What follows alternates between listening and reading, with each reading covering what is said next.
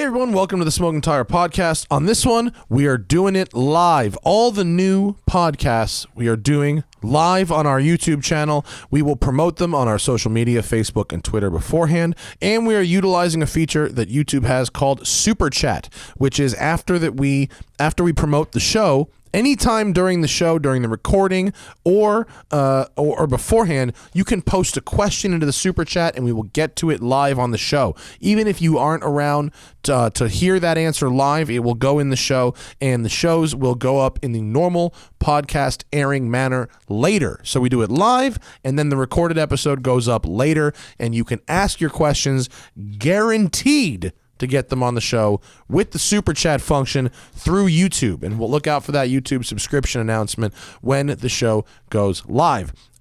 The point of that is to eventually get rid of ads. If you guys are very interactive and hook up the Super Chat a lot and it outstrips our ad revenue, I will happily throw ads in the garbage. Until then, this episode of the Smoking Tire Podcast is brought to you by Blue Apron. Blue Apron, you know what Blue Apron is. They're the people that send that delicious food straight to your house. And for 6 weeks, from April 16th through May 21st, Blue Apron is teaming up with Airbnb to bring you the best home cooking from around the world. Each week, Blue Apron's menu will feature a recipe developed in collaboration with an Airbnb Experiences host like Cece, a chef from Shanghai who makes incredible Kung Pao chicken, a beloved sticky, saucy mix of crispy brown chicken and vegetables. Blue Apron delivers fresh, pre-portioned ingredients and step-by-step recipes right to your door. You can cook the stuff in under 45 minutes, folks. The menu changes every week based on what's in season and is designed by Blue Apron's in-house culinary team. They offer 12 new recipes each week, and customers can pick 2, 3, or 4 recipes based on what fits their schedule. All of Blue Apron's food uses only non-GMO ingredients and meat with no added hormones. Check out this week's menu and get your first 3 meals for free. That's free. Did I say free? At blueapron.com/tire. blueapron.com/tire. Blue Apron, a better way to cook. blueapron.com/tire. 3 that's hard to say. 3 free meals. There it is. This episode of the Smoking Tire Podcast is also brought to you by Beeline Coffee. Zach Clapman, tried the Snapshot Espresso Blend from Beeline Coffee. Typically, I'm not that much of an espresso guy, like a good drip cup, but I needed a quick blast of energy in the afternoon, and I made myself an AeroPress double shot. It was absolutely delicious. Like, the tastiest espresso I've ever had. Delicious. It was super, super good. And I think we have some in the studio here. And I'm glad we do, because it's tasty. And you guys, listen to this. Code TST, 15% off anything at BeelineCoffee.com. Whether it's a 1 bag of coffee, 1 bag of espresso, 10 bags of coffee, or an annual subscription plan. Code TST, 15% off. Beeline Coffee, the official beverage of the Smoking Tire Podcast. All right, today's episode is a 2-parter. Yep. I did 2 shorter interviews for this week's episode. We've got my friend Derek Whittaker, who has appeared on our One Take series before with his turbocharged vintage 911. You may remember that One Take because we came upon someone who had spun their car into a ditch during our One Take, which was interesting. Derek's got a new film about the Targa Baja he's sharing with us, and he's in studio talking about it. And we've got my friend Emelia Hartford. Amelia is a wrench racer, YouTuber, actress / model, and not the other way around. She is a sweet, sweet girl, and she's a lot of fun, and she's a Nissan 240 enthusiast, a JDM enthusiast, an LS swap enthusiast, and we go through all of that on this episode of the Smoking Tire Podcast. Enjoy.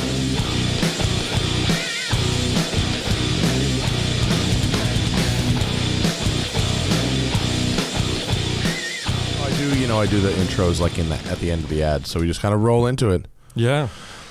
With a heavy metal soundtrack. Yeah. And now that's it. That's the intro to the show. Here we are. Derek Whittaker in the house. What's up, buddy? Here I am. I made it. Pressure. No, I just right in there. Okay. We don't have to. There's no like build. Are up. we in? Yeah, no, we're rolling. This is okay, it. This awesome. is the show. Yeah. What are we talking about? Let's excited. go, man. Get excited. I'm psyched. Let's do it. Right there. That's you're looking at now, sir, on that screen. What's happening, brother? Let me let you thought. It's the Smoking Tire Podcast. Welcome. It's Monday, April 19th today. I have to say that it's Monday, April 19th today because we got like a little delay of game with the shows. We stack them deep in that way. Sure. But like, so did you see the news recently this morning, right before the show?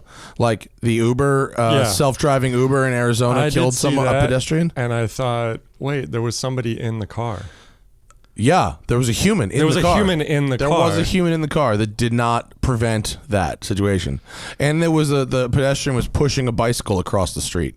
Oh, that's why they were confused about if it was a bicyclist. I like how in the news they talked about how the pedestrian was outside of the crosswalk area. And I'm going, yeah. A human could still see it. Yeah, if it was a human driving, you could still see that person. So it's their fault? Yeah, I know. I mean, look.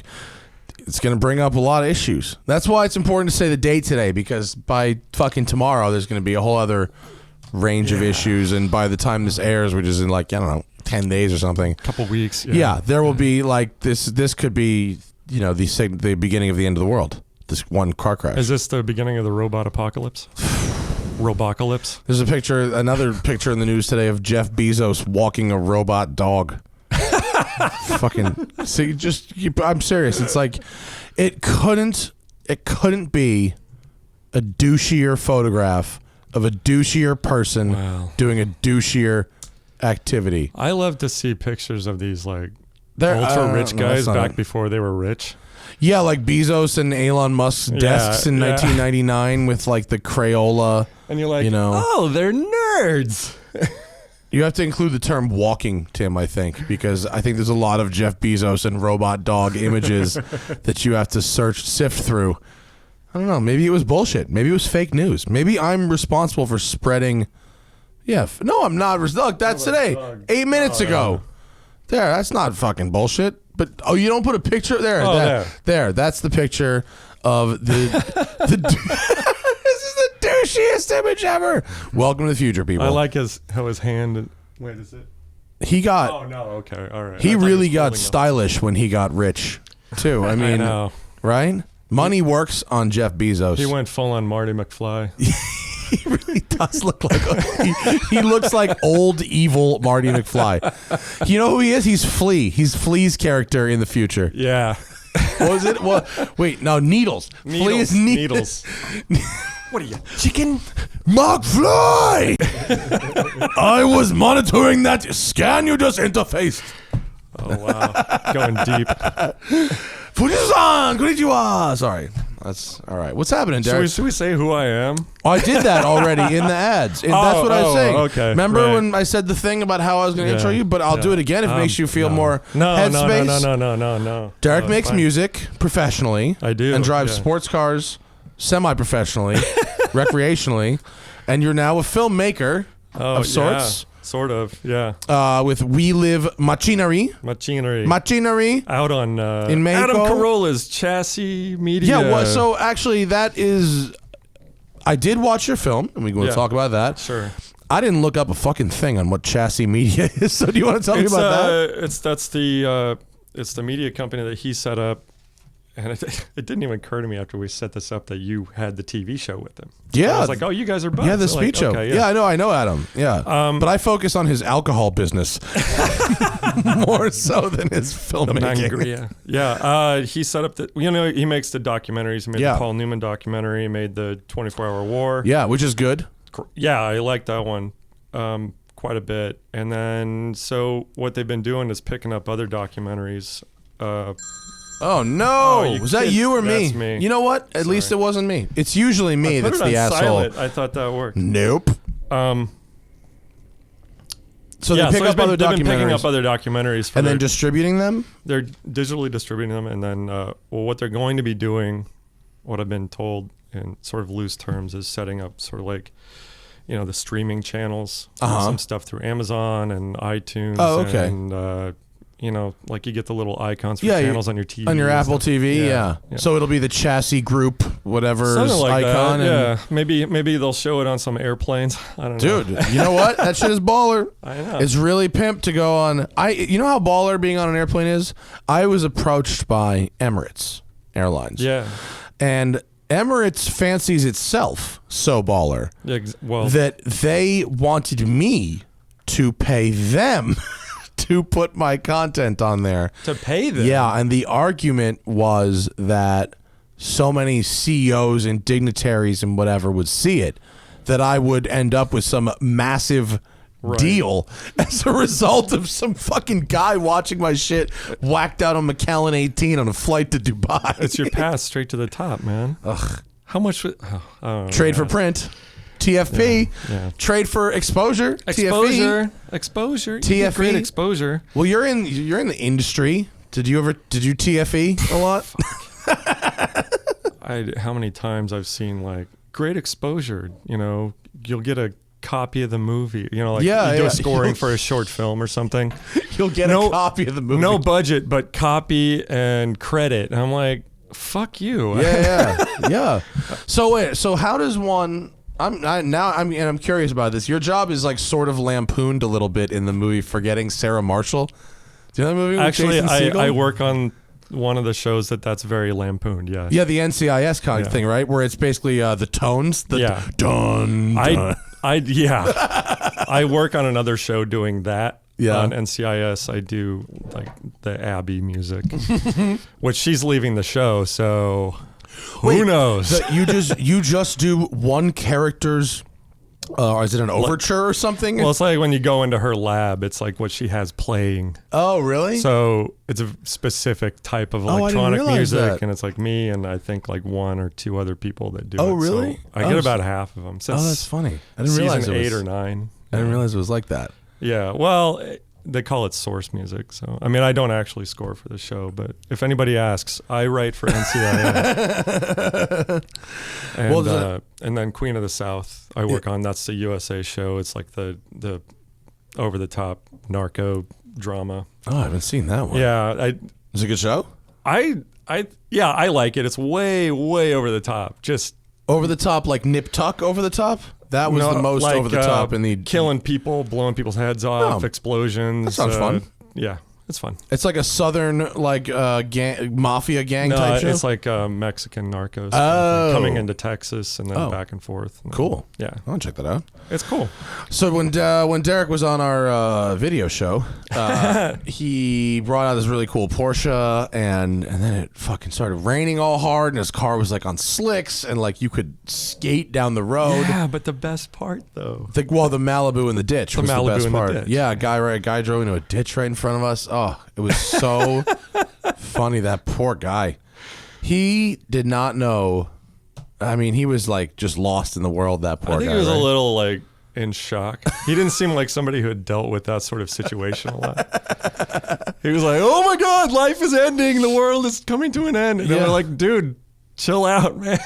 It's just a Malibu in a ditch. It's no big deal. Progressive will handle this shit.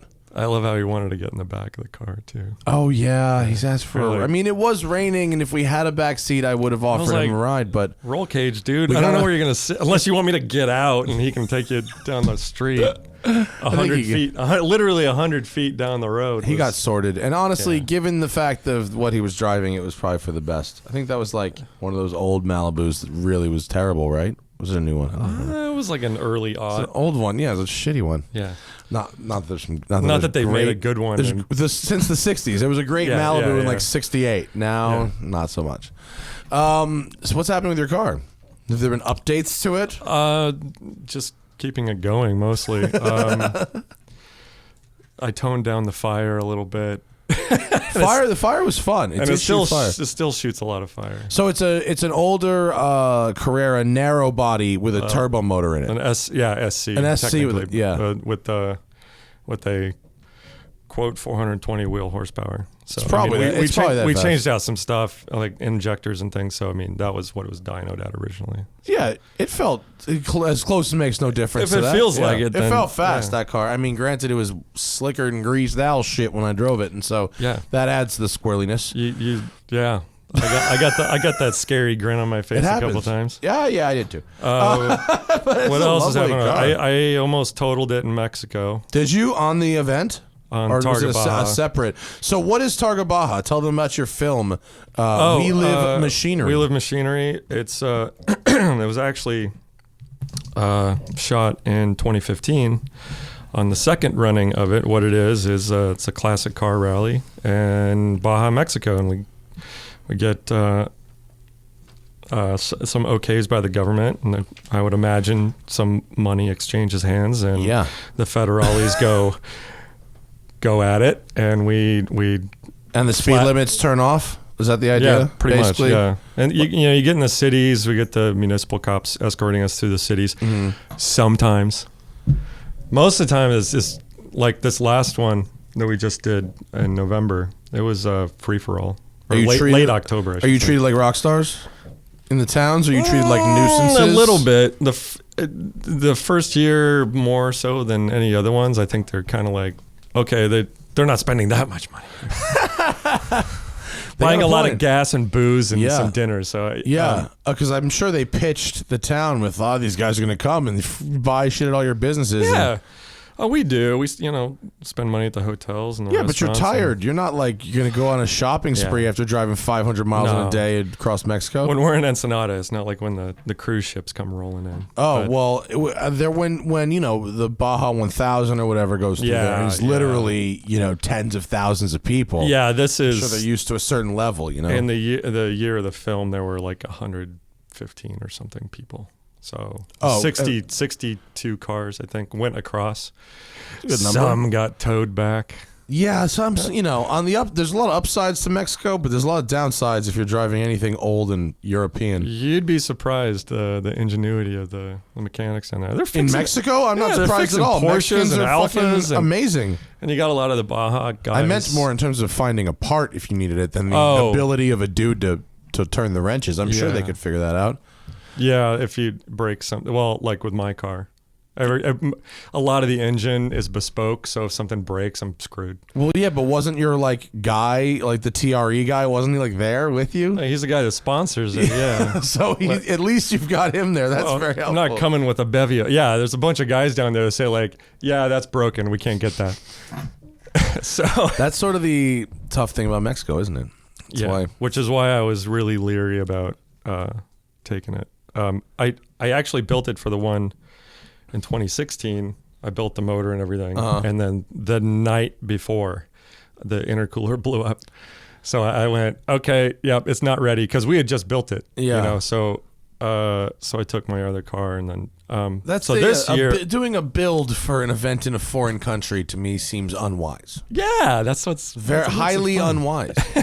Off the shelf, my friend. That's the way to go for foreign country events. But I did it. I did it this past one, and I bought an exorbitant amount of racing fuel while I was down there. Is it cheap? No. Oh, no. But we've got a truck. I didn't want to take any chances. Oh, you bought it from the organizer's fuel truck, not from pumps. Yeah. No, not from the. Can you not trust the gas in Mexico?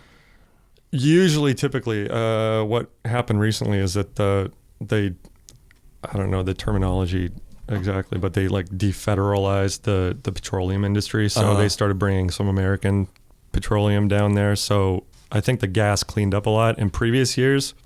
By the time I got back across the border, my car was running like shit. Oh man! And as soon as you put some Arco in it, it's wee. Yeah. You hit up a Shell station, get some good shit, and get a little Italian tune-up, and then you're good to go.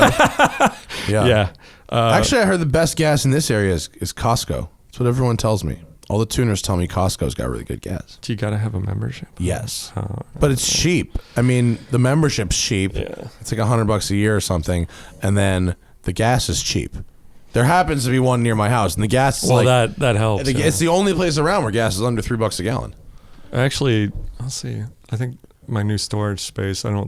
I think the Costco's not that far, so maybe it's a good. I'm serious, it's a good place. The guys who tune my Focus and shit, Mount Tune, they're all about Costco gas. Oh, okay. Yeah. Is it just 91? Yeah, just 91, but it happens to be a very high quality wherever they get it. It happens Kirkland, to be Washington. Good. Yeah, it's Kirkland gas, right? Guys, it's just like Shell, but it's Costco. It's just like the vodka. Yeah. You know? Yeah. I love me some Kirkland vodka. It's just good. All their stuff's the best. The toilet paper's nice and soft. It is. They figured it out. The fucking Costco is crazy. You know you can buy like weird gray market Rolexes and shit in there. No. Yeah, if you go to like their watch case, you can buy like a gold Sky Dweller for $35,000 in that bitch. And you know what? And Costco's like return policy applies. I read on this like watch forum about this dude who apparently will buy watches from Costco and then wear them for like 6 months and then have them polished and return them, and no one ever says shit. What is their return policy? Oh, anything, anytime, anywhere. Really? Because I Yeah. got a Jack that I bought from them about 15 years ago that's losing They some will function. take Maybe I'll take shit it back. back. Yeah. They took back a broken TV of mine with no box and no fucking papers, nothing. They don't give a fuck. But it's hilarious. I mean, it's, you know, a couple $100 TV is funny. A Rolex is really funny if you're pulling that game. But at some point, doesn't it just turn into an electronics recycling center? Yes. Okay. Yes. But Noted. because the margins are so good on the meat, who cares? I don't know. Yeah. Their margins are somewhere. Okay. I don't know where they are. They're bottled water. It's probably, I mean, yeah, whatever it is. I don't know. Yeah. Anyway. So anyway, I about totaled the car last time. We were out in the middle of nowhere, and I was at the gas truck, got left behind. Everybody else took off on this. Oh, you know that? What's the road that they did the hill climb that the Hoonigan guys went to? It goes up to an observatory, and there was this Porsche that they pulled off of it went off the mountain. They pulled it off. Really? Same road. In Mexico? Yeah. Oh, I don't know. Okay. But that sounds. Was it the road that you refer to as the hill climb road in your film? No, that's La Rumorosa. Oh yeah, That's- Rumorosa. Yeah.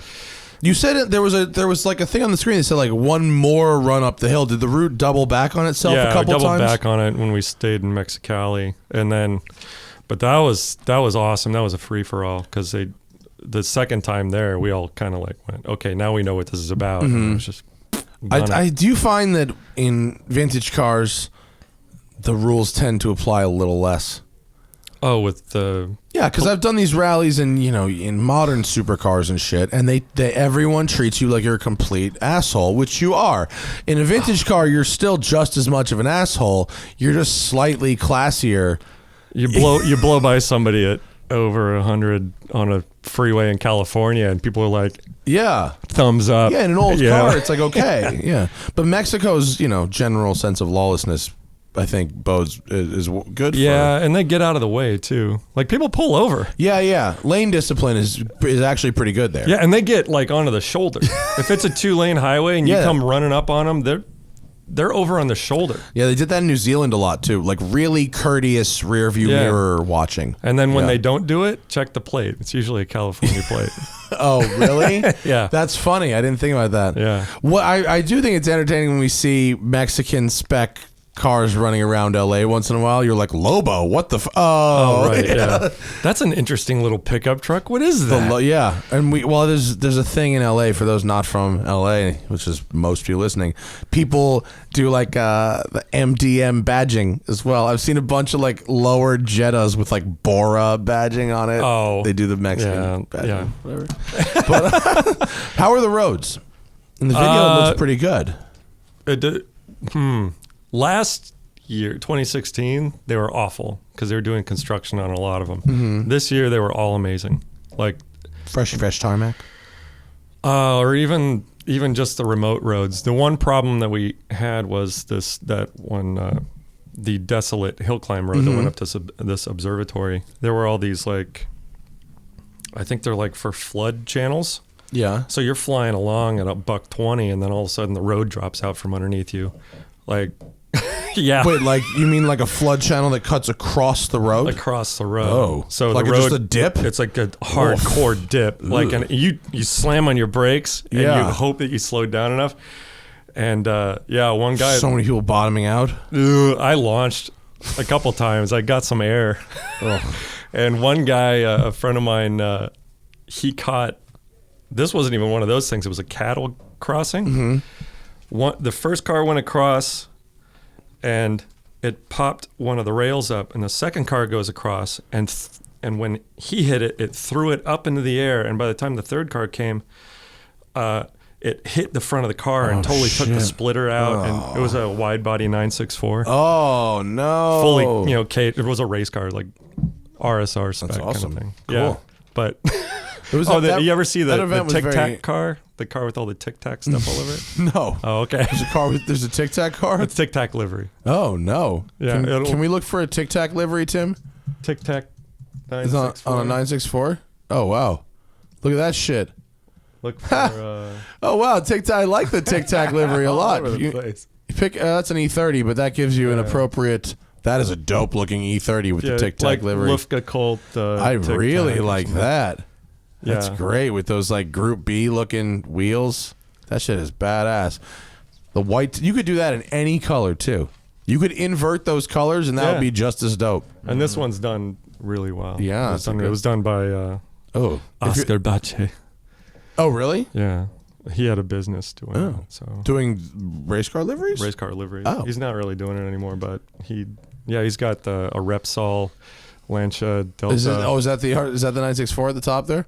A Repsol Lancia Delta. That's it. Yeah. Wow. That's the one. That's very cool. I always like those Repsol bikes, the Hondas. Yeah. That's neat. That is a lovely 964 with a Tic Tac livery and 1552 wheels. Yeah, so it took off that whole splitter. Oh, that sucks. Or it took off half of it, I should say. There was a little fragment left over hanging down. It's like one dingleberry left. And I caught up with him later. I was like, Jesus, dude, what happened? Cattle guard kicked up and just ripped the whole thing off. Oh, it sucks. So well, road rallies, man. Some incidents happen, like in the movie. Incidents happen. Mm-hmm. And there's actually quite a nasty crash in that film. Yeah. Or the aftermath of a nasty crash, anyway. Yeah. Brutal. That was bad. Yeah. That was bad.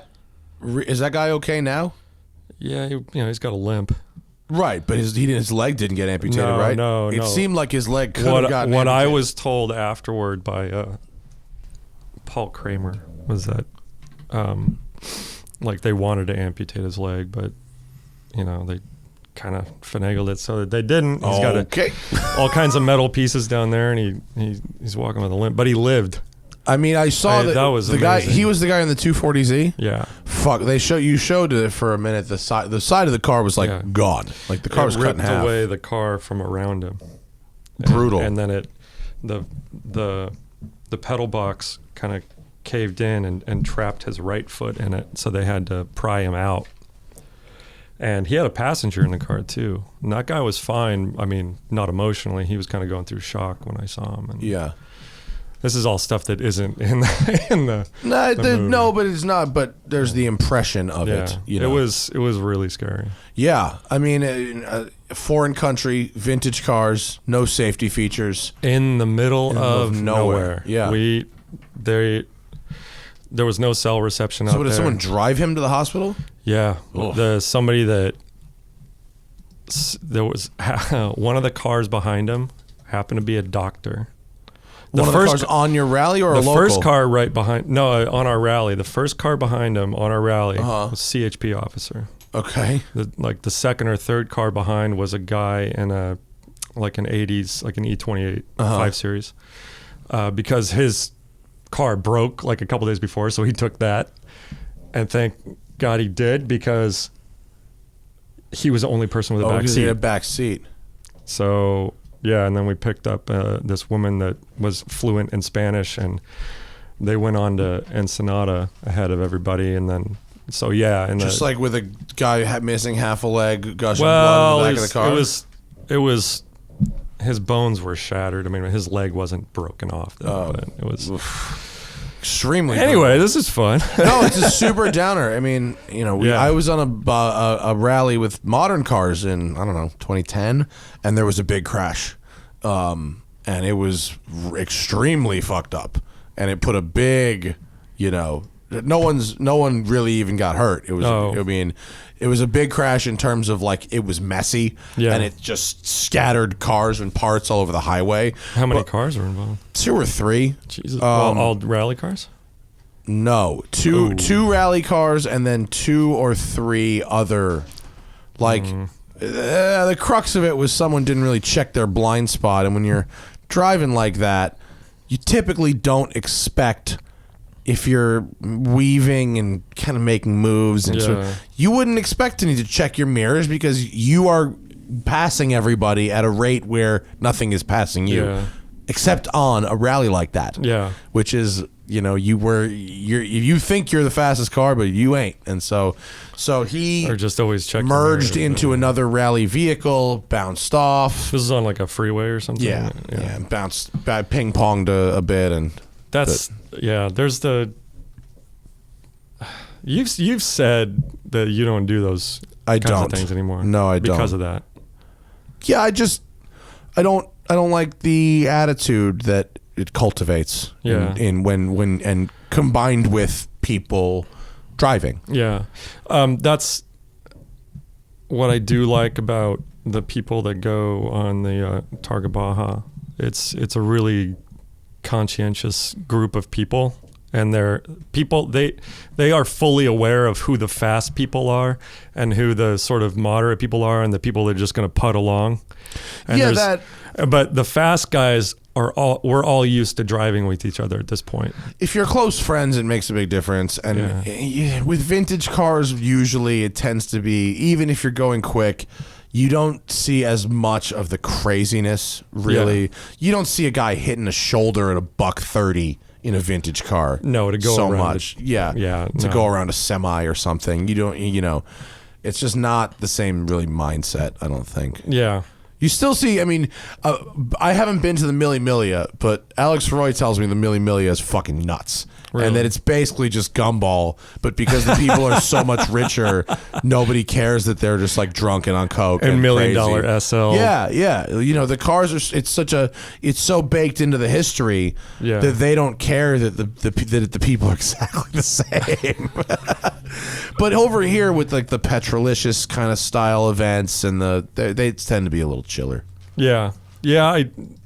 There's definitely more of a camaraderie kind of thing going on. With that Targa event, is there an objective? Like, is it a scavenger hunt or anything like that? They don't make a game out of it or nothing? No. Just hotel to hotel. Here's a map. Get there. Yeah. And we usually sort of stop and wait for the slower people at some point. Yeah, they have little checkpoints, and then, like when we go to La Rumorosa, it's sort of a destination. Like, okay, we're gonna go ape shit here for a while, and then we're going to continue on to this other place, and then we're going to go have something to eat here, and then okay, now it's a free for all back to Tecate, or What's the daily mileage like?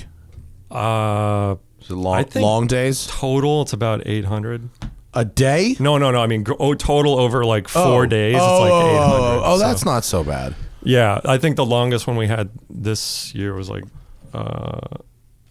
Maybe 160. That's not so bad. There was a for a long time, I feel like it was like 7, 8, 9, 10. There was a real pride in like having the longest rally. Well, in that movie, there was one day that was super long. This is why we ended up finishing at night. I mean, we're that same road where the crash happened. We're like in the middle of nowhere. There's no lights. There's no gas stations. I'm running low on gas. I'm going. It's getting cold. Oh, Jesus. You're still moving. You're still hauling. You're doing a buck down this 2-lane road where the shoulder kind of blends in with the road, and it's dark, and you sort of see like a shape up ahead, and it's like 5 ATVs cruising down the highway with no lights. Mexico. Or the other one was on this same road. There's this semi truck coming the other way, no headlights. Oh my God! In the dark. So brutal. Forget it. It's hysterical. It's craziness. I love it. It's so stupid. I love it. We saw in Switzerland they had ATVs riding, but they put like they were like the racing ATVs. Yeah. And they put road tires on them, and they were mobbing up this canyon road and like hanging off them and shit. They were crazy. I think these were guys like doing farmers pre-running. or something. These are like pre-running for Baja. Oh wow! Because they were doing all the pre-run stuff the same time that we were down there. Oh, interesting. Yeah. I think when you're organizing these kind of rallies, though, I think that it's 250 to 300 a day doesn't sound like a lot. Like that's a lot. That's of driving. That's a lot. I really think like 150 to 200 a day at the most is what you should do for one of Yeah, those kinds of 150 is events. about tops. Yeah, like especially in 4 old, hours of driving. In new cars, it would be a lot easier. That's but these true. are old cars. Most of them don't. I would say None maybe of them one of them have air conditioning. They're rough riding. You know, they don't have adaptive suspensions. They're all like either stiff or super soft 60s style stuff. Yeah. Their work. Their work. It's all driving those it's all cars work. beats you up. I mean, even the most refined car from 1985, by modern day, you know, in Mexico standards, you're going to be hot and you're going to be tired. Yeah. Oh, you're beat up. Like all you want to do is just grab a beer and start that. Yeah. Was the event? Did you guys? Was it pretty pimp in your terms of your accommodations, or is it a little more? It's a little rough. I mean, the place in Ensenada is all right. I'm trying to think of where we stayed that year. Yeah, the place in Mexicali sucked, so we never went back there again. That was super sketchy. Hard to find a good hotel in these small towns in Mexico. In Baja, sometimes. yeah. I mean, we stayed at a couple of ranches that were like while we were there, they were nice, but the roads getting to them just. Oh, you got to go up some brutal. rocky. Yeah. Yeah. It's That's not. if you ever bring a sports car to Mexico. It's not baller at all. It's not baller. It's rough riding, man. Well, if it's not baller, is it cheap? Relatively. Yeah. That's the trade-off, right? Yeah. I think grand total like $1,200-$1,500. Oh yeah, that's cheap. Yeah, that's good. Hotels, entry fee, gas. That food, is, all is, that. If you're doing all that for $1,500, that's cheap. It's the most fun you can have for $1,500. What were some of the other? I saw a healthy dose of 911s, as you do. A lot of 911s. Well, 911s. Sponsored by a Porsche shop, so Which that happens. that'll happen. And they're the only cars that anybody really should take to Mexico. Any vintage cars that anybody in the right because they work. Your car seemed in that film. Your car seemed to only kind of work. It mostly worked. I had an incident on the way down, which was. And then I don't know what was going on. I mean, the car, some fiddling. My car runs perfectly for years, and then on the way there, it takes a shit. And I'm at Mirage International like at 7:00. You know, somebody made some calls. Will you stay open? Yeah. So Jay Lee at Mirage International hooked me up. He got me at least running. He was like, "It'll take me a lot longer to fix this. Fix it." Yeah. So. What else? What are some of the other interesting stuff that people bring out? A lot of Alphas. My buddy Everett has a GTV Junior Stepnose. Oh, cool. The blue car. It's beautiful. So pretty. Trying to think. Some BMWs, some 2002s. There was a, what is it, Manified? Manified? I saw, yeah. It's a Porsche, but like 80s looking, right? Oh no, it's like a flared out BMW 2002. Oh, I didn't see that. Some of those, like that. There's some Alphas. Yeah, Alpha GTVs. Typical. I love the Lincoln. It's a 50s Lincoln. Sort of. La Carrera Panamericana tribute car. Oh, cool. Like a Continental? Like a something. It's huge. Yeah. Huge car. But it looks like a stock car. Yeah, like it's NASCAR great. style, right? From the 50s? Yeah. It's great. There's a dude I know who ran a La Carrera in a Studebaker. Yeah, Like those are really popular. NASCAR. Yeah, I think they're like really aerodynamic. They're surprisingly aerodynamic. So they put like 800 horsepower NASCAR motors in them, and they run like 210 miles an hour in Mexico. Fucking death traps. They're doing. It's so nuts. There was a 356. I remember. I mean, like bone stock Porsche. Yeah. There was a. Oh God, it's like old Mercedes Benz. I don't know. 160 miles a day in a 356 is a lot. Yeah, that's a very slow car. Yeah, I'm trying to. You're flat for 60 horsepower. Oh, you're flat for 3/4 of that. Of course, we can't forget the 240s. There was the red 240. There was the red which is now half a red 240. It was rebuilt. Was it? Well, okay. So the guy who owned that car, was the guy with the black Lotus Esprit. Oh, really? That was talking on the phone, and he got the little award at the end. It was his friend that was driving it. Imagine your friend wrecks your car. And then is like all fucked up. Yeah. What a shitty day. And then was some stuff about. I don't even know how much I can talk about. There was some finagling about getting that car back and hiding it. They had to hide it. Why? So they didn't know that there was a crash in Mexico? The Mexican police were there, and they wanted to take it, and some guys just loaded it up on a trailer and took off. Just took it, and it's not shady at all coming back across the border. And they got it back. And Larry Chen actually told me, oh my God, I saw that car. He was like, what, like on the trailer or on something? the trailer when they were bringing it back, like in Orange County or something. So weird. So they... Random. So they pulled all the parts off of it, the drivetrain, the interior bits, all the cool stuff, and they put it into a new tub. And so that car's back. Oh, does it look the same? It looks exactly the same. Oh, good for him. Is Limpy driving it? No. Hey, man. Listen, Limpy. I don't know. Call him. He's okay. You can call him Limpy now. No. It's not like he died. If he died, I wouldn't make fun of him. I don't personally know him, so I don't know. I don't either. That's why I can call him Limpy. If I don't know him, or you can. You can get away with it. I can. Yeah, okay. It's all good. You can be a dick. When is your film coming out? Technically, it's out now. Oh, is it? They didn't know that though. People started downloading it, and they were writing me, going like, "Hey, I love the movie." I'm like, did you accidentally is it hit out? Public? No, Chassis.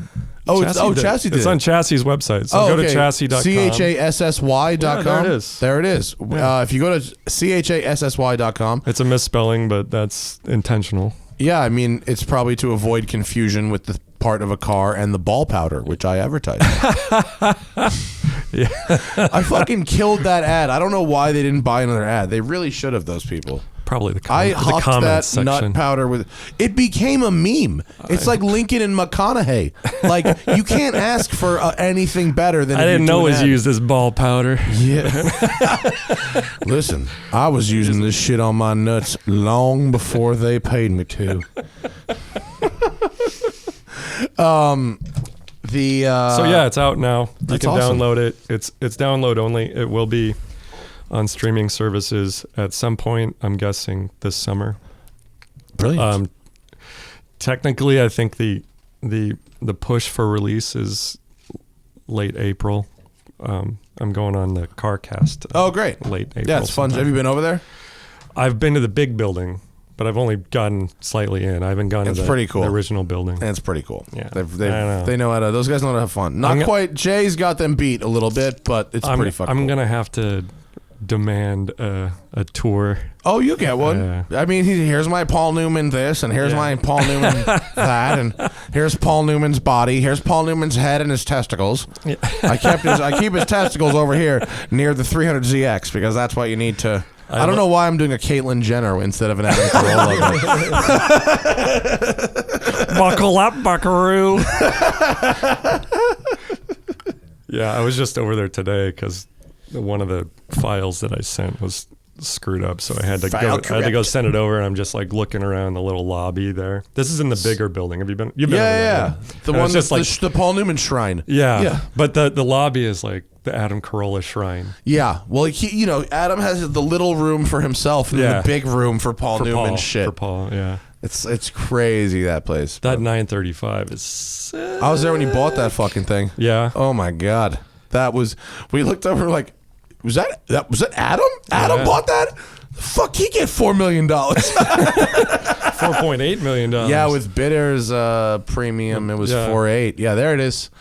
Beautiful car. Hawaiian Tropic Porsche 935. I think did it finish second at Daytona or win Daytona? It was first in class and second overall. Yeah. That was 1979 Daytona, which, of course, Bruce Meyer has the 935 that finished first. Just saw Bruce Meyer. I like that guy a lot. He is chill. I haven't really talked to him a whole lot. Hey, Bruce, let's chat sometime. What's up, Bruce? If you don't know about Bruce, is like aside from Jay, is about the biggest, baddest collector in Los Angeles. Maybe even past Jay. I think maybe he has more. He might not have the quantity. No, I think Bruce has more individual heavy hitters than Jay does. That's what I mean. Yeah. I mean, I love the 1979 Le Mans winning overall. Le Mans winning, 935. He drove it to Lufkekol to the second one of Bandito Brothers. He was. He goes, I just bought a new car. I go, what'd you get? He goes, oh, you heard of a roof? I was like, yes, Bruce, I've heard of a roof. He goes, I got a really cool one. I go, oh, did you get one of those like CTR things? And he goes, oh, it's called a Yellowbird. I go, what? I'm sorry. Hang on. Oh my God. I go, what do you mean? I was like, you mean the yellow, like the one? And he's like, oh, it's not the number. It's not the number one, the test one, which is still there at Roof. I think that's Al Wall's car. It's the first customer car. He bought the first customer car he bought. Wow. And it's now at Roof being restored. Fuck me. Where did he buy it from? Who knows? I don't know. People, when you're him, or when you're Jerry or Ralph or Leno, if you're one of those guys that's on that level, you don't have to look. The shit just comes to you. Yeah. Somebody goes, hey, I'm selling this. They just go, this is a piece of history, and who is going to be the best person to take care of this thing? People give Jay cars for free. I know. He's a billionaire. What are you doing? Just here, Jay, take this. Just take this. You can have this if you don't change anything on it. Just good. don't change anything. Okay, well, fine. It's bad in the garage. That's very good. That's very, very good. It's Muhammad Ali's Alfa Romeo. It's no big deal. We just drove it. Some guy. So Magnus is kind of doing that too now. He bought Rockabilly Jay's Porsche. What's that? Who's Rockabilly Jay? You know the Porsche punks? Have you seen any of that stuff? No. What is that? Oh, he had this clapped out 911 with one black fender. It was white with one black fender, like red bumpers, and it was like his special. I mean, not like Magnus's main car, right? That sounds like all of Magnus's cars. No, it's sort of, but Magnus bought it because Jay had to get rid of it. So Magnus bought it and said, I'm just going to keep it the way it is, which I thought was a very cool thing to do. And Jay had it at one point before that? Oh, no, I'm just saying Magnus. Magnus is the new Jay and doing that. He's buying. Yeah, he's in terms of wearing the same thing every day, I would say. Definitely. I love that. Yeah, what's wrong with denim? Denim's great. Jay bailed on the denim. I went through this last show. I talked about going to his garage. He's now doing like a polo jeans thing. Oh, he bailed a little bit on the denim. Yeah. I think even he was a little tired of it. I don't know. You evolve when you get older. I guess. Yeah. His retirement is jeans. Awesome. That guy's retirement is the best. He's fucking chilling. He's having fun. Yeah, they give him a car show. He doesn't listen to anybody. It's great. It was very, very luxurious. His TV show is filmed at a relaxed pace. Yeah. It's super chill. He owns the location. You know what I mean? No one cares. He owns the location. It's based pretty much on his web show. That was like him. Here I am, standing next to his car in my garage. I was really impressed with their production quality. They had about 10 C300s going, and they had a proper audio rig, and they had proper lighting. They had the web show? No, for the CNBC show. For the yeah, CNBC they had a real thing, and I guess I don't know if they bought or Ford gave them, or a dealer gave them like a matte black rigged up like camera truck. Way. Yeah. They've got like a new Expedition that's not like a Russian arm, not that crazy, but it's got like the sort of exoskeleton tubings to like quick clamp rigs onto. Ford gave him that? I don't know how he got it. I assume it was given. I assume it was given to him because everything is given to him. He might have bought it. I don't know. Listen, set me straight, Jay, if you're out there listening to the show, which you're not. You're not. Walker, the producer, probably is, and Walker, set me straight about that truck if I'm wrong. And I want a tour. You could probably get one. It is possible to get one. Yeah. Yeah. I don't know. That one. See, was that's me. you. That one is me. It is possible to get one. We could probably arrange it through chassis. I don't know if I've reached if I've achieved a cool LA car guy notoriety level enough to get a tour of Jay's garage. You're getting there. I'm getting there. You're getting there. I'm no Matt Farah. You just got to know one guy. Christ. It's like I'm sitting with royalty here. I don't get invited over there unless they want me for something. Oh, they put me on their show and I don't charge them, and I go, yes, thank you for that. I thank them for the opportunity. Speaking of TFE. Yeah. Speaking of shows, how horrible was it to make that Speed show? The car show on Speed. Actually, I want to preface this by, I liked it. I just wish that they would not cut down all the segments Yeah, so no, short. it was not horrible to make. Making it was fun. It was horrible to watch on television because I didn't see any of the edits or anything beforehand. Yeah. And so when I saw what we had shot and then what they actually did with the films and how they were cut and what was used and what was thrown away, it was absolutely heartbreaking.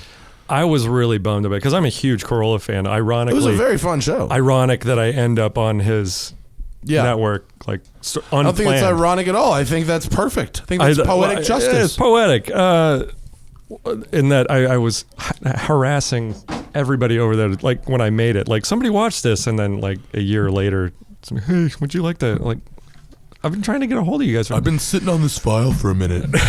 Anyway, yeah, I really wanted that show to be good. I was naive enough to be like, this is it. This is the one. You know, we started making that thing, and I was like, I'm hanging out with John Sally. This is gonna be great, you know. And then there was a studio audience. Yeah. As someone who doesn't know, you know, who is sort of an amateur to Hollywood, the studio audience thing was real crazy for me. That was just because, like, how they wrangle them or they manage them. No. Just because, you know, one of the things that I like about doing car shit is that I'm in the middle of nowhere and people aren't watching me. Oh, right. I got, like, I'm okay with a camera, but I'm just really uncomfortable in a crowd. And so, being forced to, like, all right, now you're in front of a crowd of 150 people, you know, and they're there to see you, but be fucking funny. And do your spiel. Do your spiel. And you're going to have to do your same spiel 3 or 4 times, and it's going to have to be just as funny every time. Yeah. You know, and so it was a good exercise like that. And the drive shows. It was sad when it didn't work out. Drive show was also really fun. Are you done with that? Or? I departed it. Oh. For I will not be returning. I'm not sure I've actually said that. Dun, dun, dun. I don't know. Yeah, can I have a... Can you play Matt's Exit Overture? Yeah.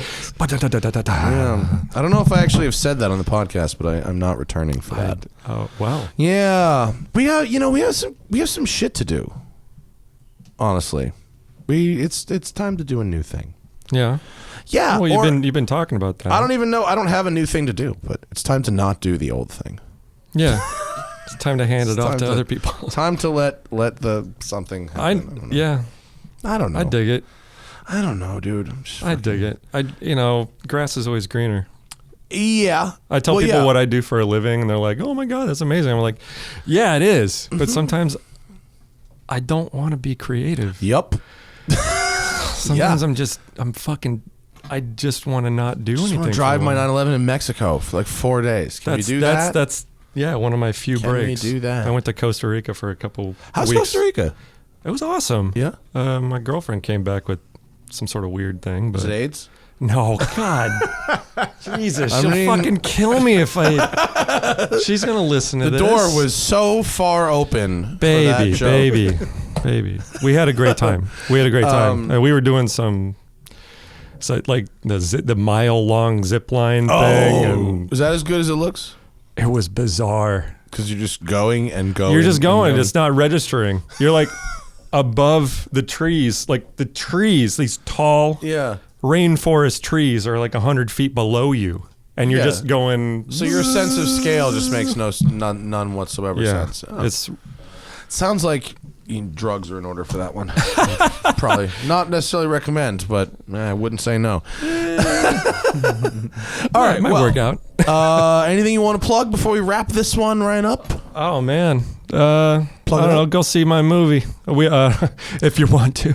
We Live Machinery. We Live Machinery. It's on chassis.com. CHASSY.com. We will put the link in the description.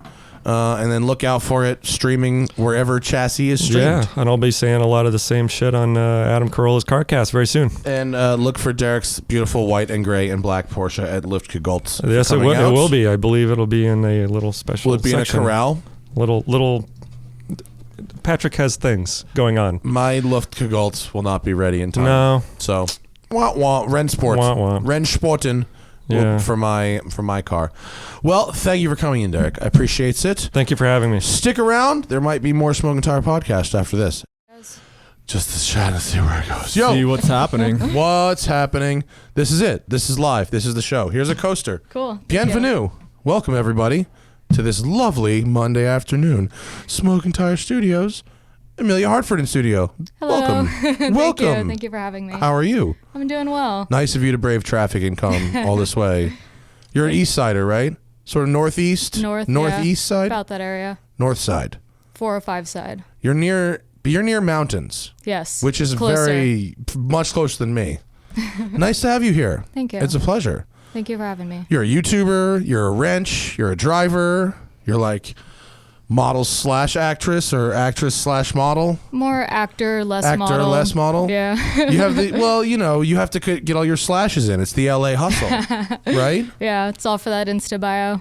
Oh my God. Oh yeah, you really need to list. What is your Insta? Just another day at the Look office. at that. SAG act. Make sure you get your SAG in there. Yeah, writer, producer, and then list your cars. Yeah. Right. And then get that SAG and health then insurance. click like, subscribe, guys. Like, subscribe, favorite. Well, how's it going? It's going. Life? It's good. Yeah. Are you energized about that YouTube life? It's fun. It's definitely interesting compared to anything else I've done, which is serving and working at snowboarding resorts. But okay, so yeah. You've come from the service industry. Yeah. Okay, so back it up. Back it up. Where are you from? I'm from California, actually. Life event happened. I moved to Indiana, and I spent there for about 5-6 years before I decided to come back. Wow, you made it a long time in Indiana, didn't you? Was it Mike? I loved it out Mike there. Pence that did it? That made you come back? Where were you in Indiana? In Bloomington. Oh, what happens in Bloomington? A lot of car stuff, Is it? actually. Yeah, it's Is a that what college it's town about? too. It's where IU is, so Okay. it's not too out in the boonies. What's the car scene like in Bloomington, Indiana? Not as, at least what it was, not as glamorous as it is here, but everything is under the hood. Oh, it's like Sleeper City? Yeah, people don't really care about your wheel fitment or your over fenders. They're more like Ella swap the world. Is that because the salt will eat through whatever the fuck you put on your car anyway? I'm sure that's a big deal. Or is it with just like grassroots, drifty, doesn't matter kind of thing? It's more drag out there. Oh, really? Yeah. So is it American cars? Or is it Yeah. import drag? A little both. A lot of Ella swaps. Lots of Ella swaps. Well, that's makes sense. Yeah. It's the new. I mean, do you think if we were having this conversation in like 1987, we'd be bitching that like, oh, they're putting 350s? Like they are. They were putting 350s in everything. Yeah. Now it's LSs because they fucking work. Yeah, And they're great. cheap. Oh, I've had mine for 6-7 years now. No issues. The engine? Yeah. And where'd you get No it? rebuilds yet. I got the motor with the car. Oh, okay. Needed a lot of work done to it. Okay. But So someone else treated it like, yeah. it was, I picked it up as a show car, but a lot of what was done was for show, not necessarily to better the Right, car for right. handling and whatnot. Yeah, But yeah. Well, I Yeah. What mean, kind of car is this? It's a 240 and has 14. okay. it's that one Yeah. right there, isn't it? That one on your Instagram, top Oh, yeah. right? Yeah, top right. Yeah, there. yeah. Green. With the rose thing doesn't really show much of the car. I don't Not think we're really. doing, despite the fact that we are showing your Instagram, Amelia, I don't think we're doing you a service by showing that photo. There's you go. one. There's the hood there up. it is. Yeah. And that Yeah. has an LS1 in it, right? Yes. So do you know where that LS1 came from originally? A junkyard. It came from a Trans Am. Right. So, and it's just an LS1, right? It's Yeah, not like some bone stock. crazy built anything, right? No. So it's like on like its 7th life right now, right? Yeah, I mean, it's eventually I'll probably do like bigger heads into cam, Yeah. but I mean, That's right the now it's go-to. like the chassis is just, I think it's perfect. I love the setup. Well, if it's out of a, you say it's out of a Camaro? Trans Am. Oh, Trans Am, Yeah. sorry. So it's like 350 horsepower, right? Like a WS6 yeah, motor? actually, yeah. Exactly Fuck that. it, dude. Yo, in an S14, that's like a bunch. It's a fast car. Yeah, it's a lot of fun. Yeah. It gets And with, sideways really easily. it probably does. Does it have like a proper diff in it and shit? Welded. Yeah. Oh, it's welded. Yeah. Oh, is it a drift missile car? I wouldn't use the word missile, but Because it has nice paint, yeah. but a welded diff. Yeah. I actually drove a 2A and the welded, and I like the welded better, and that's why I Oh, went you with that. preferred it? Yeah. Really? Yeah, Just because it was always ready to get sideways? for the most part. Yeah. It kind of eliminates some of the. You can't really go to the grocery store anymore with that fucking thing. Then No, It's I like- honestly don't like driving it on the streets. it's really. it starts to suck. Yeah. Do you have a trailer? Do you have like a truck and trailer, or do you have to drive it on the street when you want to go to the track or something? I try and U-Haul it. I store it close by to the track, but I try and U-Haul it when I have to. You store it out by Willow? Yeah. Okay. Well, the roads are pretty straight out there. So if you had to drive it from somewhere in Rosamond to the track, it's only one 90-degree corner. Literally. And you could probably like, is it set up for drifting though? I mean, with a welded diff, yeah? How'd you learn to drift? I picked up drifting actually probably about a year ago. I came from Time It's Attack. a recent thing. Yeah. So my YouTube channel is based on I'm going to build my car into a drift car and learn how to drift in 1 month. Oh. Yeah. Well, if you commit the time to it, a month is actually a pretty reasonable time to learn to drift. Did you go see Naoki? Yeah. Oh, you did? Yeah. I took classes with Naoki. He's the best, right? It was a great time, yeah. Was Jeff Jones out there as well? Dude, those guys, Drift 101 at Willow Springs, they are fantastic teachers. They teach everybody. Yeah. They teach current, FD drivers. They give lessons to. That's awesome. What car did you start with? I started with one of Naoki's stock Ks. The regular 240 car? Yeah. That thing is hard to slide, man. It's like you got to full throttle it all the time. Oh, yeah. And I think that's why I ended up liking the welded, because when I tried the welded, it was on his KA. And I kind of like the ability to kind of be able to continuously slide instead of always being on throttle. But now I'm a little throttle happy. So I question what a two-way would be like with the V8. With your current car? Yeah. I think you'd probably eventually will want to go there. Yeah. Because now you've just got so much torque that even with like a standard, like a Torsen, locking diff or whatever, you could step that fucker out in third, no problem, especially for handbrake. But you have handbrake, right? Yeah. So you do all your wrenching yourself too? Yeah, everything I can at least. That's so money. That's really nice. What you. are you, in order of your priorities, wrencher, driver? What's your on-camera person? I prefer, if I'm filming, I prefer to film wrenching than I do driving. Why is that? Less judgment? No, not even that. I feel like it's just me personally. I feel like the driving stuff isn't as interesting as upgrading and building, and people are involved in a build. It's so funny that I guess when you always feel that I think that's a reflection of you, honestly.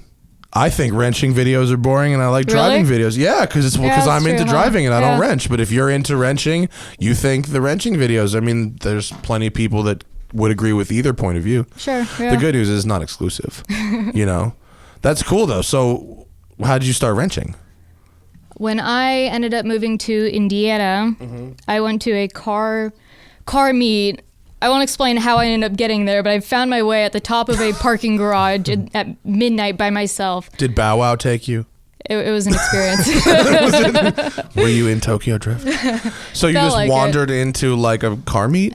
Basically, and of course I had like a Lambo green G35 at the time, so I stuck out like coincidentally? That happened to be my first car. Nice. And I drove cross country actually to Indiana with that, and found my way in the car scene, go to this parking garage, and beat to shit cars. No offense to anyone from B Crew listening to this, but under the hoods were like amazing. Like they were all talking about like power and torque and this and that and what they put down in their numbers. And this was also new to me. And I was like, oh, and I eventually made friends. You're like, mine goes wah when I press the throttle. But my weekends went from, partying, I hate to say it, but to motor swaps and working in the garage. And we've all done partying. Yeah, okay. It's fun. But yeah. So. And just on your own, you were like, I need something to do and this looks fun? I ended swap up an engine.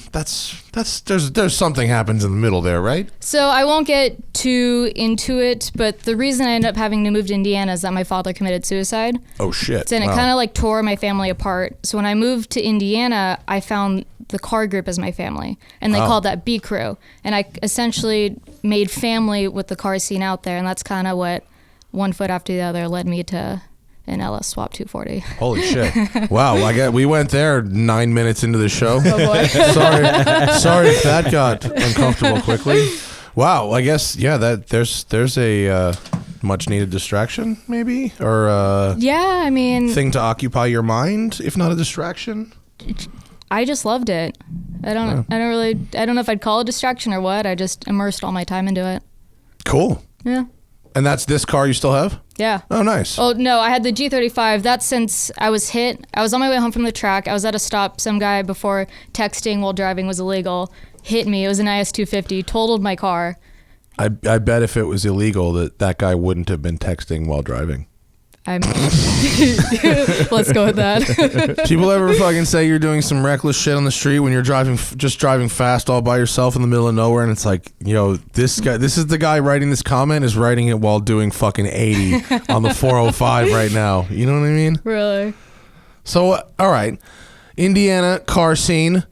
And after what, you kind of were like, fuck, I don't want to do this half a year. I would like to do this a whole year. Let me just move back to Cali. Well, as much as you hear a lot how like it's only a half season out there, but really the winter is when, at least it's wrenching season. It's wrenching season. Yeah, it's wrenching and season. summer's kind of driving season, Yeah. but things were always breaking, so you're always wrenching. That's why people in California have like 3 cars, right? Because you're kind of always driving one year round, and then one is just in parts the entire year. One's as never well. actually built. Right. One's your daily. Yeah, 100%. You need like a Prius, and then like a fast, reliable car, and then also a project car, right? Exactly. Which you have? Don't you have like a WRX or something? I do. Yeah. So that's the one that works. There's no motor in it right now. Oh no. Well.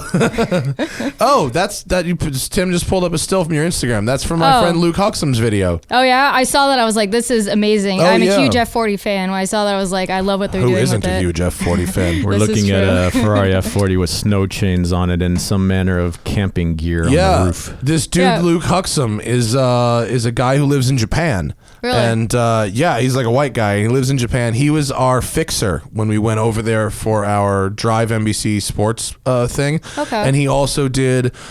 He does car films in Japan. He did the film with the crazy guy who drives his 80s and 90s Group C Le Mans cars like on the street. Remember that thing where he goes to like 7-Eleven in a Porsche 962? Yeah. And he does this thing where did you see the video of this or just the picture? I saw clips of the video. I didn't watch it. The video is fucking nuts. The Is guy, it? Yeah, the guy basically does. It's a Ferrari F40 with snow chains on it and a full roof rack with a bunch of bags and stuff on the roof, and the guy is mobbing down a snow stage. I'm surprised I haven't seen this. I saw it's clips. amazing. I didn't think there was like a No, it's a whole full video of it. to it. Yeah. We can't play it on the show because of YouTube licensing and stuff, Yeah. but it's so gangster. We Oh can yeah, play see, this I had video. an F40 at one point. And then I had an F40 bed when I was a kid.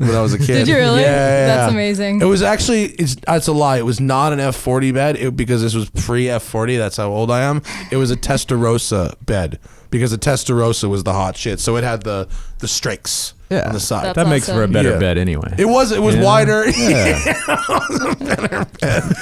Yeah, but Luke also did the video with I want to say it was Vaughn and I believe Dai Yoshihara.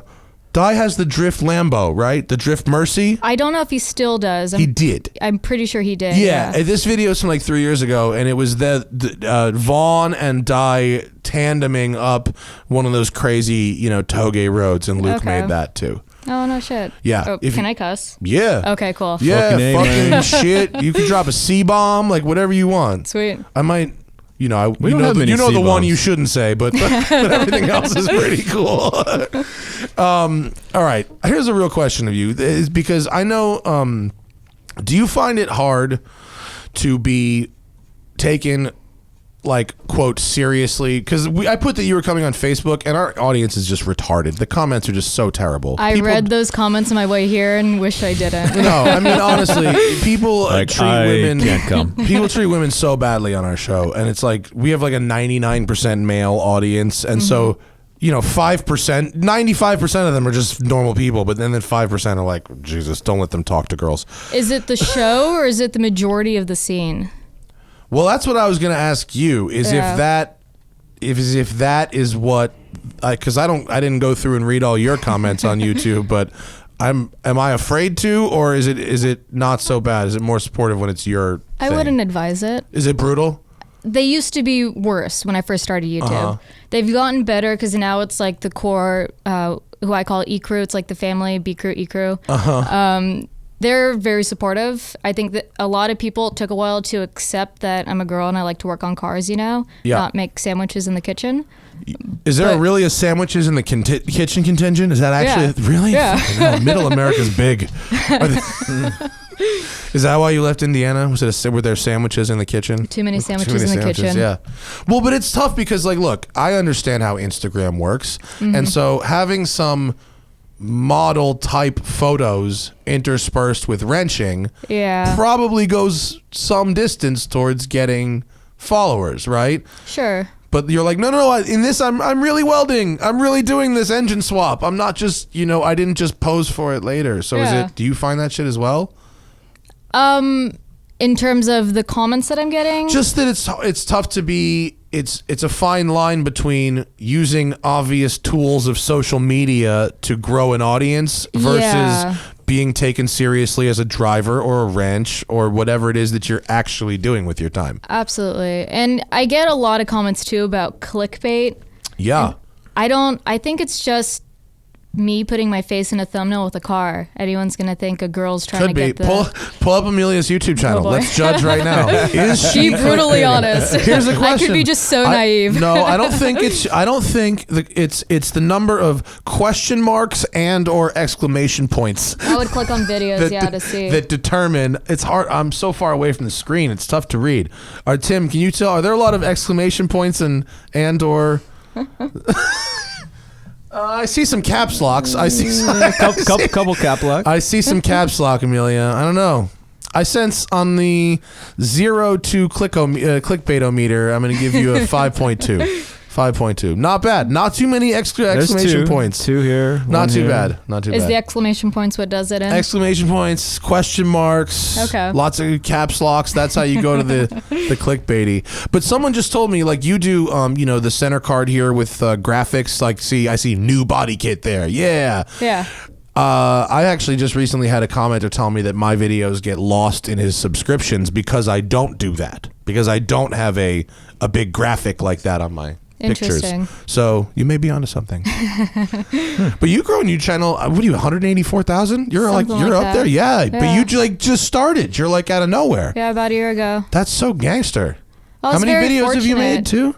Oh, maybe 200. That's not nothing. That's a lot of videos. Sure. Yeah, you don't get 200,000 or 184,000 subs by like not working. Right. Unless you're like, unless you're the Yeah. guy who filmed the Bugatti driving into the lake, that guy got 200,000 subs. Or like Stormy Daniels, like she probably. I'm sure she's blowing up right now. She had to earn it. I haven't seen that. I'm just guessing, but she had to earn it.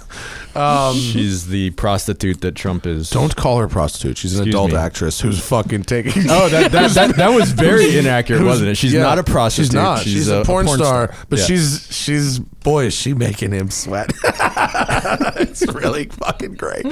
But no, 200 videos in a year. I mean, that's a lot of videos. Yeah, it's a full-time job for me. It is. Yeah. It has to be. Yeah. That with that level of volume.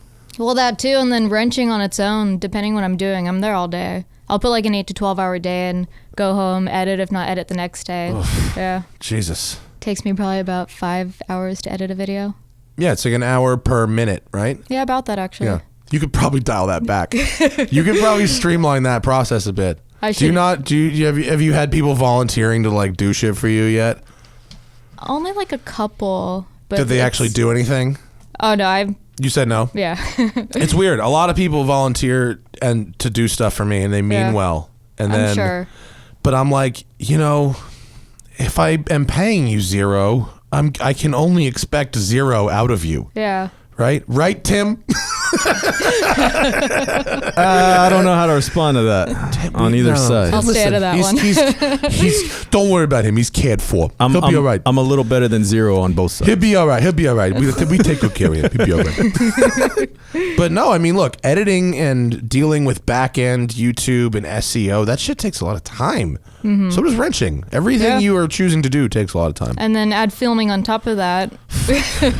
Self-filming? Yeah. God damn. I try and just set up the camera and time-lapse everything because it's easier to do, but still getting that angle, making sure my ass isn't facing the camera. Like, I mean, you could up your subs. No, I'm just kidding. I do see those comments where if I wore a bikini, I'm sure I would get more subs. Well, I see you did find the 2 T's, which are time lapse and trance, and that's how that's really how you do a build show.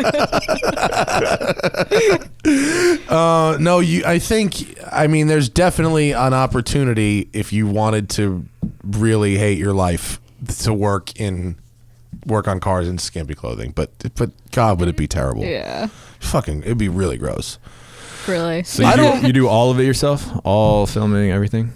I mean, for the most part, yeah. Occasionally, I have some friends come out and they'll help me with either the wrenching or the camera work, but.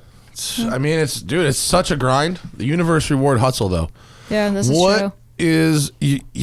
What is Io Comete? Yeah, thank you for the pronunciation. No, seriously, I'm not being sarcastic. Thank you for the pronunciation. Can you just pull that up so the visual, it's Io Comete? You don't pronounce the W. Oh. Io Comete. Io Comete. It means with love in Japanese. Okay, let me just out of curiosity. Okay. Why have a transliteration with a silent letter? It's a transliteration. I have no argument for that. It's being translated from kanji. Like, what are we putting silent letters in there? That's amazing. You don't pronounce that one.